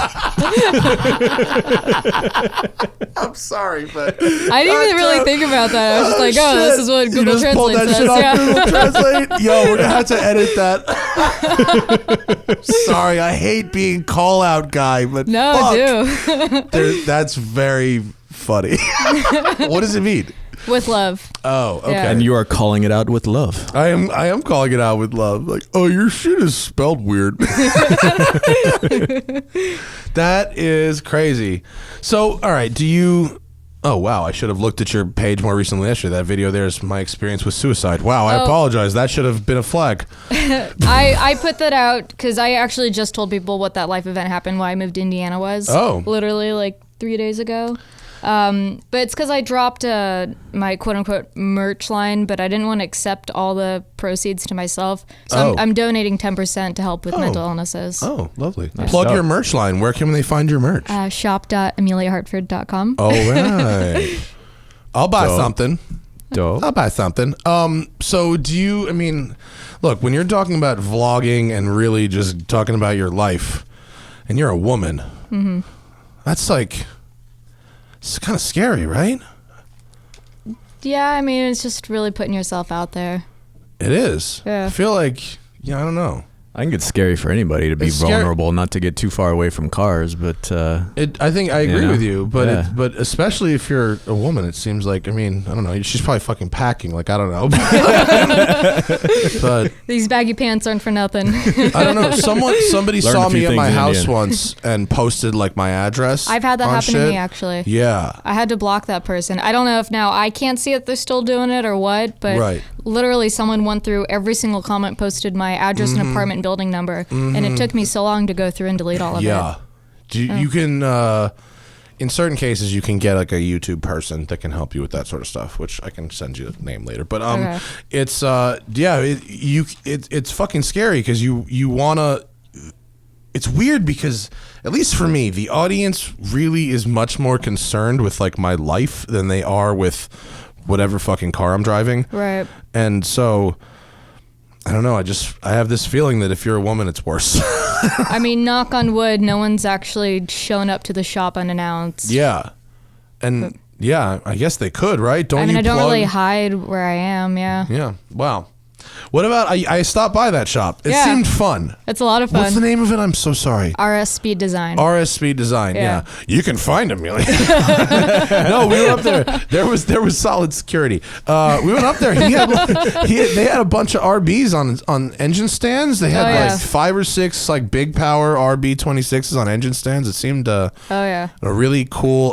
If you pull up my Instagram, Timmy, and scroll back, I don't know, a couple of weeks, there's a really beautiful, like a battleship gray 240Z, or is it a 260Z or 240Z? I think it was a 280, the one you told me there it about. is, yeah. Yeah, there you go. That's from RS Speed. As you can see, it's a... What part of town is this? In Glendale. Oh, nice. Yeah. Glendale. Yeah, There's lots of That's Datsuns, east lots side. of Porsches. Glendale's a good area for cars, Yeah, actually. it is. Surprisingly enough. Yeah, because it's right at the base of Angeles Crest. Yeah. So if you like to go I recently drive. found this out too. Normally I drive all the way to Mulholland. Oh, fuck off. Swear. My friend. Are you serious? Well, I'm from the Westlake area, so that's what I'm used to. And then Google Maps is your friend. I know. Just pull up Google Maps and look at the squigglies. That's all you have to do. You're right there. Oh, I bet so there's now, so many roads too I haven't even been on out here. Oh yeah, just look at Google Maps. I mean, the Prius just gets me so excited. There's a guy. Where was I? I was just somewhere, and I saw multiple race Priuses. There were 2 of them in Lemons. I was just at 24 Hours of Lemons at Sonoma, and there were 2 bone stock 2nd gen Priuses gutted with cages running. I've actually heard of people doing this.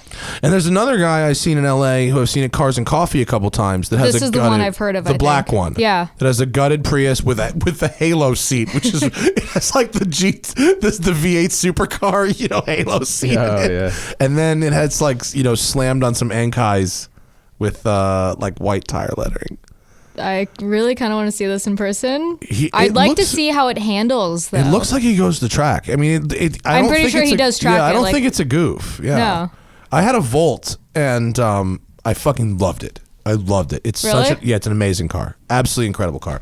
And I was convinced that if you that's not it. I was convinced that if you put it on sticky tires, it would just destroy an autocross because from 0 to 20, the torque was really good, and it had all of these battery packs that were down low, so it had like a really nice low center of gravity. It would kill an autocross. But It's fully electric, no? it's electric and it has a gas generator as a backup. Okay. So you get like 50 electric miles, and then it switches over to the gas engine, which just idles. It just hums in the background, but it will drive like an electric car no matter what. Okay. It's lovely. And they're cheap and they're fucking cool. I'm a huge Chevy Volt fanatic. I think we need a hybrid track day. Sure. I'll get a press car or something. We can have a full hybrid track day, and someone will show up with a Porsche 918. Well, did you hear about the autonomous track day that was like last year? No. The cars are lapping at like 12 because they're fully autonomous and they've never been. Yeah, can you? Is there a video of that? I don't know if we can play a video on the show, but there's definitely true. images of the autonomous track. It was at Thunderhill, which is a pretty. That could be at selfracingcars.com. Yeah. That's it from Thunderhill. Yeah. And it's very, very. That's amazing. Thunderhill is wait, where is that? That looks like the UK. wow. That's in England. Those are people as well. Yeah, go back. I was gonna That's say, in yeah, England. that- Go up. See that Acura there? That is go to the right, Acura TSX. That's Thunderhill, and that was Fully automated? That's a fully autonomous Acura. That's that comma.ai guy, George Hotz, I think was his name. But yeah, they had that. That's a thing. But hybrid track day could be fun. Yeah. Why not? So they're doing 12-minute laps on a 2-minute course? Yeah, it wasn't pretty. The neighbors will be happy. It'll just be Just all dead quiet. Yeah. Just I went around Willow Springs in a Tesla Roadster Yeah? once. How'd you like that? Well, That was a long time ago. It was a long time ago. Do you remember Yeah, that? I do. Was that at Big? It was. We were on streets. No, this was Big Willow. This was Big Willow. Oh, This was different. This was Big Willow. But it was the whatever that thing we did for Fast and Furious was. Yes, it was the promotion for Fast and Yeah, Furious yeah. 4, I think, that I was on, that Timmy got me on back in the day. And they had this Tesla Roadster there, and obviously it was pretty fast in a straight line, and it's silent. So, it's one thing to be in the city moving around silently, but to be on a racetrack and lapping in that sound was real weird and crazy.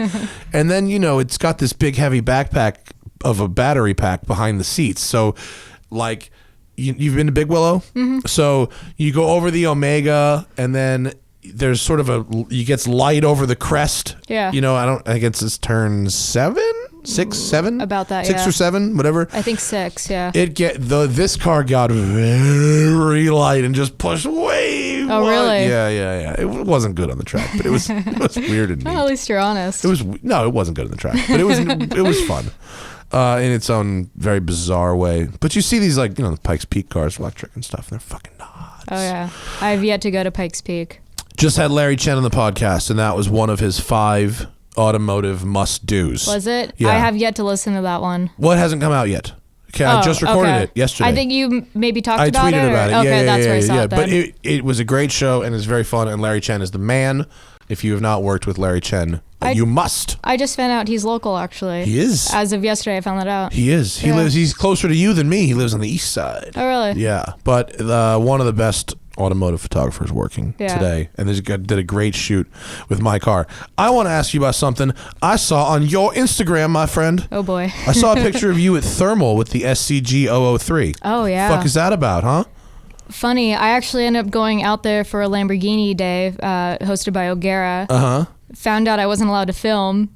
Why not? Something about one of the Jenners being there, I think.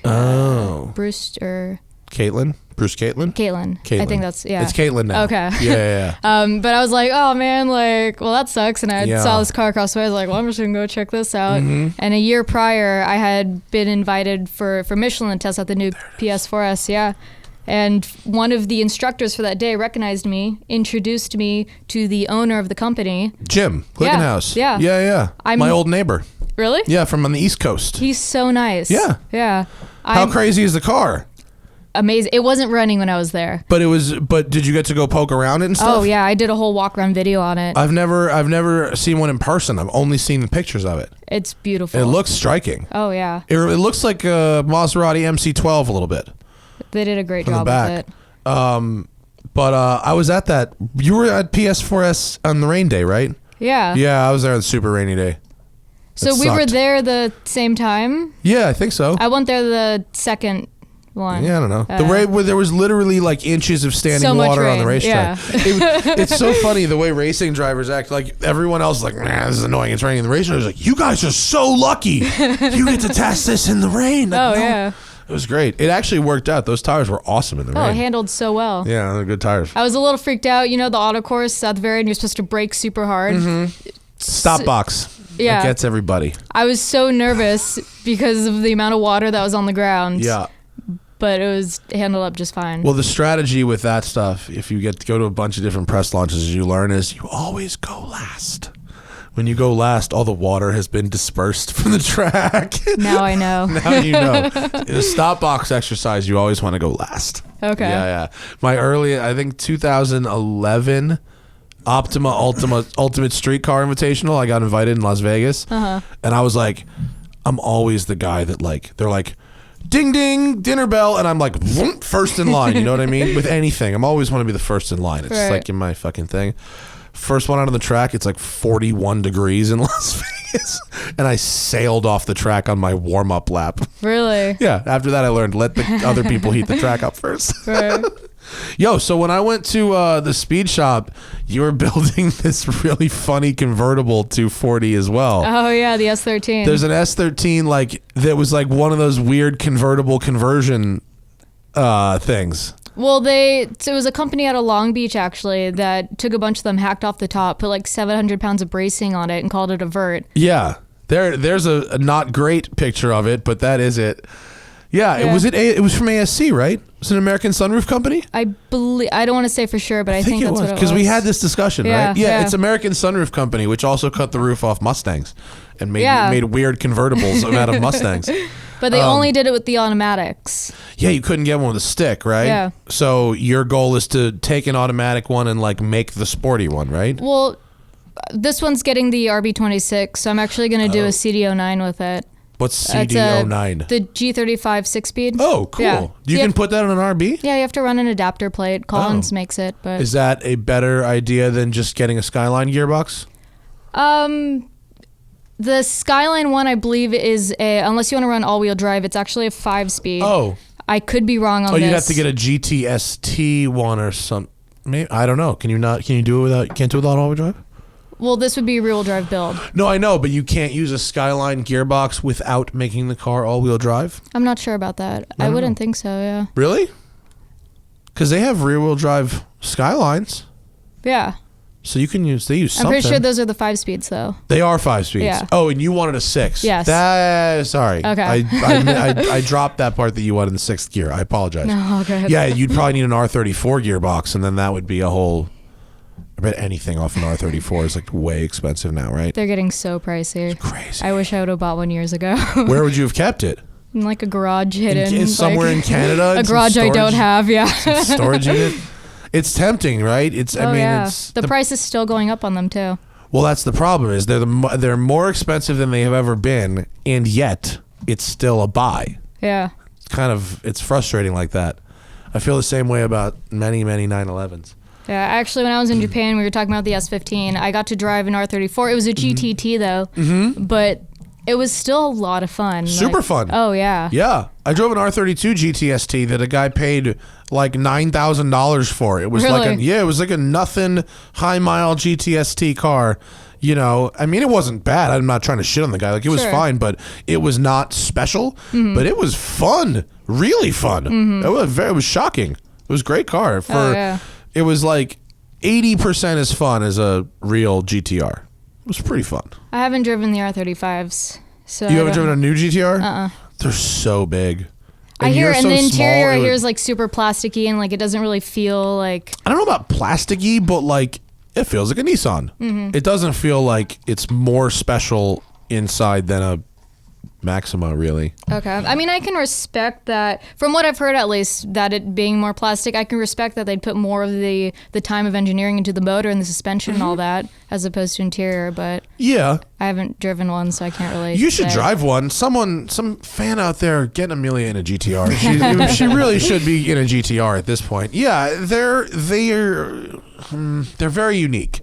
They're big and heavy, and they're real fast, and there's seemingly no end to how hard they can turn in. Okay. But like, you will not be able to see the front right corner of that car. Like, I can't see the front right corners of a lot of cars. Yeah, I mean, you know, you need a car with like some pontoon fenders. Like, you need to be driving Corvettes, you know, where you can like see the a little fender. booster seat too. Dude, you won't see because a GTR, it's like a huge car with this cramped interior, and then this sort of like, it's all like, it's like all crunched together. It's weird. You can't see across.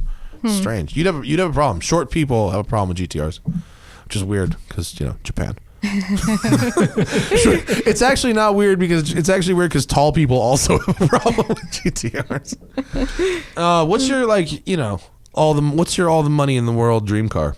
An F40. F40? Yeah. That's a good choice. Yeah. That's a good choice. Would you go out and do what that guy did in Luke's video with it? Probably. Would you mob on it if you could? Yeah, I'd want to enjoy the car if I had it. You'd have to, right? Yeah. Would you leave it red? Definitely red. Yeah. In Japan, they're all about the white. They do the white F40s in Japan. And they all do white and black. Did you see the guy crash his Countach on a track day? When was the last time? Just Google real quick. Countach track day crash in Japan.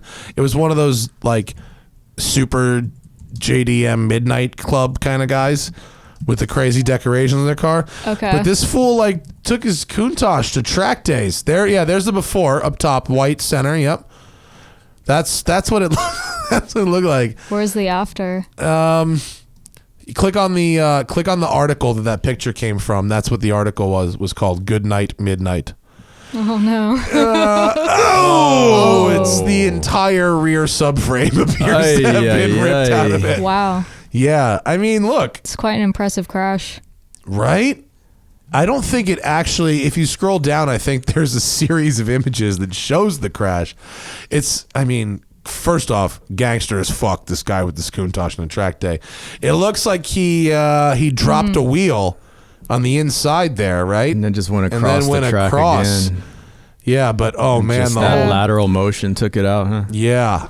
Yeah, that's pretty toasted, that car. Wow. Think insurance covers that shit? Oof. Three-wheel motion. Yeesh. I guess, that's a noble death for a Countach. Yeah. Went out in style. Got $300,000 to burn. Using it for what it's for.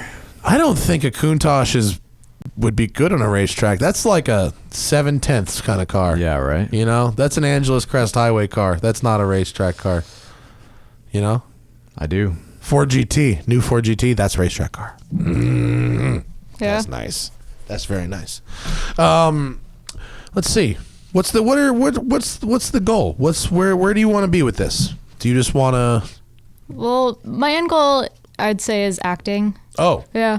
okay. Surprising, completely unrelated. Cars has always just been like a hobby and a passion. I somehow made it a career. Well, look, if you're gonna do a gig in between acting gigs, it's better Sure. than the alternatives, like you Right. mentioned. And I'll never like not be working on my car, so may as well just Make a career out of that. Yeah. Yeah. But yeah, so definitely film, television. I'll probably start a web series around cars soon. Do it, Tim. We should break out the old school web series. Remember this? Yeah. There's been a couple. Timmy back in the day, we had an idea. He had an idea, and I was kind of guesting in it. There was like a car. It was just like a spin-off Entourage, right? But about a race car driver kind of thing. Yeah. We filmed a little pilot for it. Whatever happened? Yeah, to that what thing? happened with that? That sounds great. What do I want to say on the microphone? I don't know. It just, Paul got distracted with doesn't some exist things, and there anymore. were other things to do. And, It would have but been another fun. friend of ours is doing something very cool. It would have been fun, reality based in that realm that we'll talk about at some point. Oh yeah, when he comes to promote it Yeah. on this show, on this program. Yes.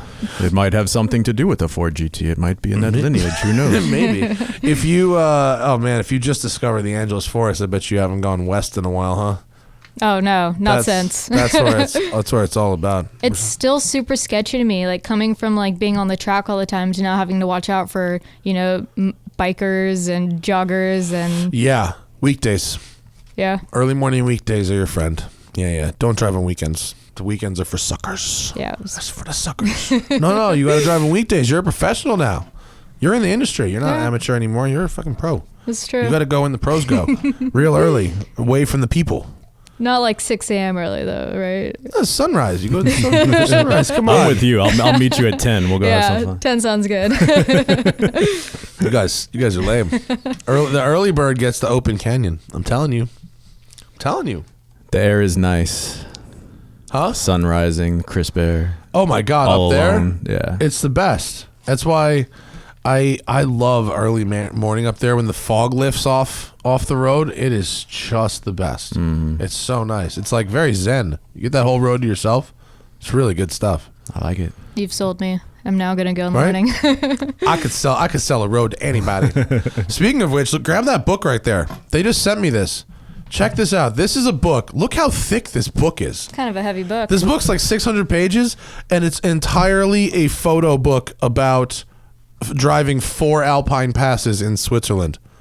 Like that's an average of like 150 photographs per pass. Porsche And Drive.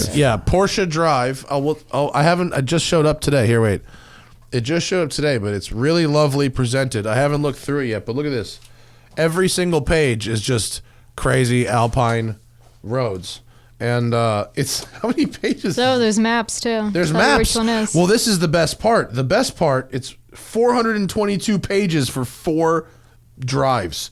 The best part of it's literally like a how to drive the Swiss Alps guide, which there's a lot of aerial photography. And I mean, look at that.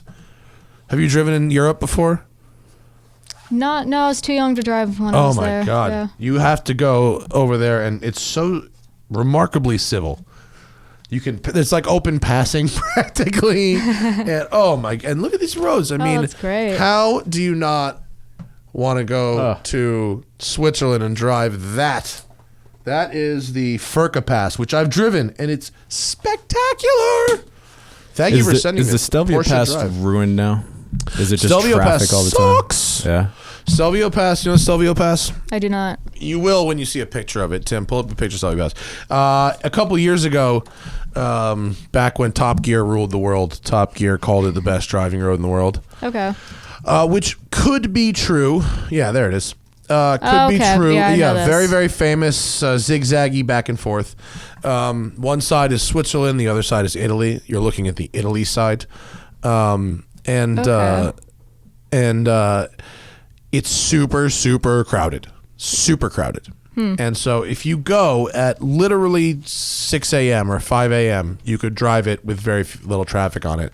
If you're Top Gear and you can shut it down, it's great. But the other roads around it are much better than the actual Stelvio Pass itself. Stelvio Pass is great because of the top. See if you can find a picture of the town of Stelvio. At the town up top, it's like you get an espresso. It's like super charming. Yeah, there's like motorcycles and cyclists. It's like a resort and, almost. Yeah, there's little hotels up there, and you can do hikes and like. I mean, just you hang off the cliff and with an espresso in your hand. It's really lovely. That's nice. You know, and you're in Italy, so you're drinking like 35 espressos a day anyway. You need that espresso. So yeah, you go and you buy a T-shirt and whatever. But so that's kind of nice. But as far as driving roads, the rest of them are better. But in this book, Porsche Drive, they actually cover. Wait, here's the map. They cover all of my I lost it. All 4 of my favorite Swiss high passes. Oh, well, now I look dumb.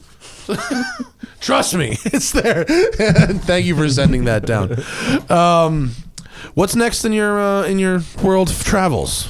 Travels? So what's the big plans? What's happening in the life of Emilia? It's funny you mentioned the SCG thing at Oh, yeah? Thermal because I'm actually going out with them to the 24 Hours of Nürburgring. What? Yeah. What? Yeah, I'm really How excited did you for wrangle this. that together? Just through conversation, yeah. Really? Yeah. When is 24 Hours of Nürburgring happening? The first week of May or the last week. Oh, wow, it's soon. It's coming up, yeah. That's fantastic. Have you been to the Nürburgring before? I have not. Are you staying long enough to get to drive on it as well? I don't think so. But if I could, that would be awesome. You should definitely, do you know to look up? There's a schedule of like tourist days. When we're done with the show, we can look up if there's a tourist. If there's a tourist day open, I don't know how much of the track they close for the 24 Hours of Nürburgring. It might be a lot, but maybe after the race they have a tourist session. It'd be worth driving. It's crazy. Yeah, they forewarned me about how crazy it was, and not only the people, the environment, but the weather too. Mm-hmm. It's unpredictable, but driving there, it's like, there's RVs and there's like motorcycles, like there's dudes on Harleys, and then there's like a GT3 car going by. It's so ridiculous. But Sounds Spa awesome. is nearby as well, and you can do a track day at Spa. Yeah. Spa is magical. That's the best tarmac probably anywhere in the world. I now wish I was there for a longer period of time. You can if you can change it and you're gonna be there, you should. It's delightful. All right. It is. But that's how cool you get to go hang out with those guys at 24 Hours of Nürburgring. Yeah. Have you done anything like that before? No, not really. Awesome. Yeah. So intense. Yeah. You gonna try and stay up? I'm gonna Go try. hard? Yeah.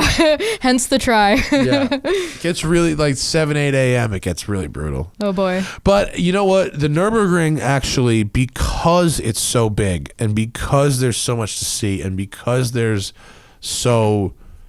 you can kind of always like keep moving. Yeah. Like Daytona or something, you're like in. Sure. And it's like, you're doing that vortex of, it's a hard race to watch. That's great, man. That's so cool. What's next on your channel? Finishing up, hopefully the Subi build. Why I don't have a motor in that is because I tried doing an STI swap on it. Ended up getting I got screwed over on the motor. Oh. Since it wasn't local to me, I paid a shop to do the compression and leak down test. which they did not do I well. was lied to about it. And turns Really? out, I just ended up pulling the motor out of it, looked at it, not good. So I had to pick up another Wait, one. so it was fucked when you bought it? Yeah. And your PPI shop screwed you? Like the shop you paid to have it looked at, like either didn't or missed something? I didn't know the shop. So basically, I don't want to name drop anyone. I'm not here to do that. suggesting you like ruin someone's career. But Basically, it had gone under new management, and when I had towed the motor in the car there, because at the time I didn't have a garage to do it out of. And he's like, I'll take care of it. I'll take care of you. And lo and behold, 2 years later, the car is still not running. Pulled the motor. I'm now doing a JDM spec EJ205 on it with ABCS. oh, that's a better motor anyway. Yeah. That's a really nice little motor. Yeah, I think I'll be happy with that too. Yeah. Happier to rev. That'll be fun. Yeah, it's got a higher compression too. Well, but I suspect you got what you paid for from that job. You get what you pay for. You do. Yeah. You do. Well, I wish you the best of luck with that. Thank you. Thank you for coming down. Yeah, thank you for having me. What should we plug? YouTube channel? Emilia Hartford. Yeah. EMELIA Emelia. Yes. I know. I spelled it wrong the first time, but then I got it right. Emelia Hartford, just your name out loud, in a row. And it's Miss Miss.Amelia for Instagram. For Instagram. And dat 240 life, dat LS swap life, hashtag wrench every day, hashtag wrench / actor / model, and not the other way around. Hashtag Ellis Swap the World. LS swap the world. Thanks for coming down, man. It's good having you on. We'll have you back again for sure. Oh, I want thank to, and we can go fuck around with your car when it's done. That'll be fun. That'll be a lot of fun. Yeah. Check out Amelia on the YouTubes, and thanks for coming down. I appreciate it. Thank you for listening. The Smoking Tire Podcast is powered by Shout Engine. Get your own damn podcast at shoutengine.com. All you need is a microphone, something to say into it, and the internet to listen. Good day, folks.